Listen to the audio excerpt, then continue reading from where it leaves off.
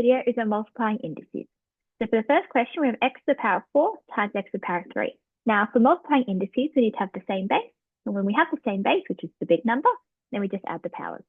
So we see here, we have x to the power of 4 times x to the power of 3, just becomes x to the power of 4 plus 3. And 4 plus 3 is 7. So there's our final answer.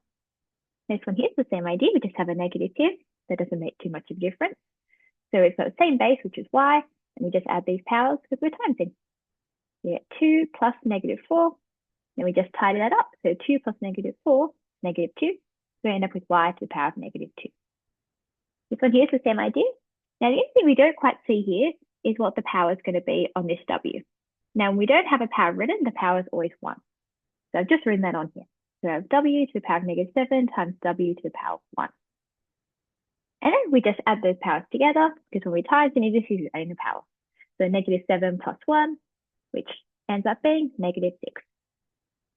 Okay, this question here, we have a few different bases. We have x and y. So the first thing I'm going to do is just rearrange it so we have the same bases next to each other. So I've put the x's next to each other and the y's next to each other. Now, the reason why we're timesing everything is because in algebra, when we write letters next to each other, we're timesing them. And then we just work as usual. So we look at these x's with the same base. When we're timesing, we add the powers. So 2 plus 3 goes there. And then the y's, same base. 7 plus 4 goes there. Then we just tidy that up. So 2 plus 3 is 5. 7 plus 4 is 11. And then again, in algebra, when we write things next to each other, same thing as timesing. So we can just drop that multiply sign. Okay, this one here's the same idea. So I start by putting things with the same base together. And I just put these numbers out the front, just to kind of get them out of the way. And we can just times them like normal numbers. Then the x's go together and the y's go together.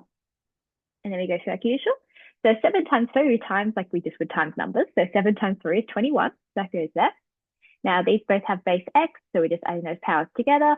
So 2 plus 4, and then y is the base of both these. Then we just add those powers together. So 4 plus 3, and we just tie that up.